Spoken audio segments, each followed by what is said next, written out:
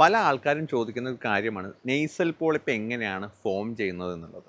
നിങ്ങൾക്ക് സ്ഥിരമായി അലർജി പ്രശ്നമുണ്ടെങ്കിൽ, അതായത് അലർജിക് റൈനൈറ്റിസ് എന്ന അസുഖം നിങ്ങൾക്ക് ഉണ്ടെങ്കിൽ, ഇത് നമുക്ക് ശ്വസിക്കുന്ന സമയത്ത് തണുപ്പോ അല്ലെങ്കിൽ പൊടിയോ എന്തുണ്ടെങ്കിൽ ബോഡി വളരെ ഹൈപ്പർ സെൻസിറ്റീവാണ്. അപ്പോൾ ആ സമയത്ത് ശരീരത്തിനകത്ത്, അതായത് മൂക്കിനകത്തുള്ള മ്യൂക്കസ് മെമ്പറൈൻ എന്ത് പറ്റുമെന്ന് വെച്ചാൽ ഇതിനോടുള്ള റിയാക്ഷൻ എന്ന നിലയിൽ അവിടെ ഒരു നീർക്കെട്ട് പോലെ ഉണ്ടാക്കും.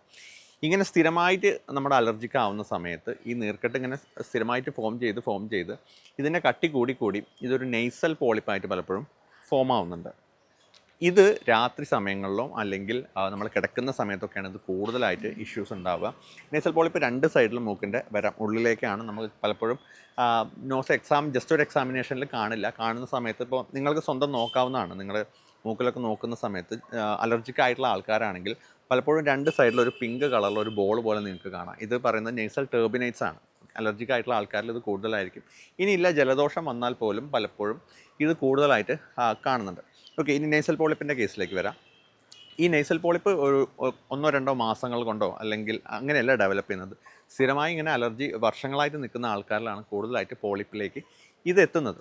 ഈ പോളിപ്പ് എത്തിക്കഴിഞ്ഞാൽ ഞാൻ പറഞ്ഞു, രാത്രി സമയങ്ങളിലാണ് കൂടുതലായിട്ട് മൂക്കടപ്പ് കൂടുതലായിട്ട് ഇത് കാരണം ഉണ്ടാവുന്നത്. ഇതിനൊപ്പം തന്നെ സൈനസൈറ്റീസിൻ്റെ ഇഷ്യൂ ഉണ്ടാവാം. കാരണം ഈ നെയ്സൽ പോളിപ്പ് ഉണ്ടാകുന്ന സമയത്ത് നമുക്ക് ഈസി ആയിട്ട് ബ്രീത്ത് ചെയ്യാൻ പറ്റില്ല. കാരണം മൂക്ക് കംപ്ലീറ്റ് അടഞ്ഞിരിക്കും. അപ്പോൾ ഈസി ആയിട്ട് ബ്രീത്ത് ചെയ്യാൻ പറ്റില്ല. ആ സമയത്ത് തന്നെ രാത്രി പലപ്പോഴും വായ തുറന്നുറങ്ങുന്നതും ഇതിനൊപ്പം തന്നെ കൂർക്കം വലിയിലേക്കൊക്കെ പല ആൾക്കാരിലും പോകുന്നുണ്ട്. ഇതിനൊപ്പം തന്നെ കഫം നമ്മൾ ഉണ്ടാക്കുന്ന മ്യൂക്കസ്, അതായത് അലർജിക്കാർക്ക് യൂഷ്വലി മ്യൂക്കസ് പ്രൊഡക്ഷൻ കുറച്ച് കൂടുതലാണ് സാധാരണ ആൾക്കാരെക്കാളും. കാരണം ഒരു പൊടിയോ അല്ലെങ്കിൽ തണുപ്പോ അല്ലെങ്കിൽ ഒരു ബാക്ടീരിയ ഒക്കെ നമ്മുടെ മൂക്കിനകത്ത് കയറി കഴിഞ്ഞാൽ ഇതിനെ പുറന്തള്ളാൻ വേണ്ടിയിട്ട് നമ്മൾ യൂഷ്വലി മ്യൂക്കസ് കൂടുതലായിട്ട് പ്രൊഡക്ഷൻ ഉണ്ടാവും. ഇതുവഴി ഇത് പുറത്തേക്ക് ഒലിച്ച് പോവുകയാണ് ചെയ്യുന്നത്. അലർജി ഉള്ള ആൾക്കാരിൽ എന്താണെന്ന് വെച്ച് കഴിഞ്ഞാൽ മ്യൂക്കസിൻ്റെ പ്രൊഡക്ഷൻ വളരെ കൂടുതലായിരിക്കും സാധാരണ ആൾക്കാരെ കമ്പയർ ചെയ്തിട്ട്. അപ്പോൾ ഈ അലർജി ഉണ്ടാകുന്ന ഈ മ്യൂക്കസ് പ്രൊഡക്ഷൻ കൂടുന്ന സമയത്ത് ഇത് കൃത്യമായിട്ട് പുറത്തേക്ക് പോകണം. ഇനി പോയില്ല എന്നുള്ള സമയത്താണ് ഈ നമ്മുടെ സൈനസുകളിൽ കഫം കെട്ടി നിൽക്കുന്നത്. അപ്പോൾ ഈ നെയ്സൽ പോളിപ്പ് ഉണ്ടാകുന്ന സമയത്ത് എന്താ വെച്ചാൽ കഫം പുറത്തേക്ക്, അതായത് മ്യൂക്കസ് കഫം പുറത്തേക്ക് പോകാൻ ഇതിന് സ്പേസ് ഇല്ല. ഇത് പുറത്ത് പോവാതെ എന്ത് ചെയ്യും, നമ്മുടെ സൈനസ് ക്യാവിറ്റിയിൽ, അതായത് നമ്മുടെ കണ്ണിൻ്റെ മേലെ, കണ്ണിൻ്റെ താഴത്ത്, കവിളിൻ്റെ ഏരിയയിൽ ഒക്കെ പല സ്ഥലങ്ങളിലായിട്ട് ഇവ കെട്ടിക്കിടക്കുകയും ഒരു തലയ്ക്കൊരു കന ഉണ്ടാക്കാം, ചില സമയത്ത് ഒരു വേദന ഉണ്ടാക്കാം, ക്ഷീണം ഉണ്ടായിരിക്കും, വിട്ട് പനി ഒക്കെ ഉണ്ടാവാനുള്ള സാധ്യത കൂടുതലാണ്.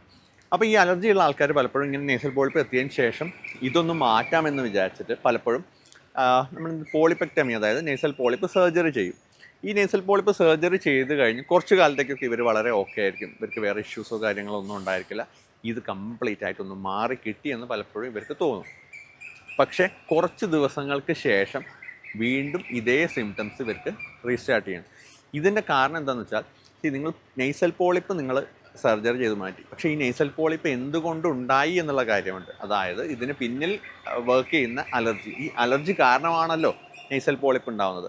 അപ്പോൾ ആ അലർജിക്ക് നിങ്ങൾ കൃത്യമായിട്ട് ചികിത്സ എടുക്കാതിരുന്നാൽ നിങ്ങൾ എത്ര തവണ പോളിപ്പ് സർജറി ചെയ്ത് കഴിഞ്ഞാലും ഇത് വീണ്ടും ഡെവലപ്പ് ആവുകയും നിങ്ങൾക്ക് പഴയ ബുദ്ധിമുട്ടുകൾ ചിലപ്പോൾ പണ്ടുണ്ടായതിനേക്കാൾ കൂടുതൽ ശക്തിയിലാണ് ഉണ്ടാകുന്നത്.